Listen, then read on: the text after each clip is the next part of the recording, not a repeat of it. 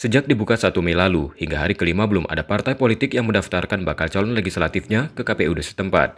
Divisi Teknis KPUD Oku Selatan menerangkan, masih menunggu konfirmasi dari partai politik peserta pemilu yang menjadwalkan mendaftarkan bacalek mereka.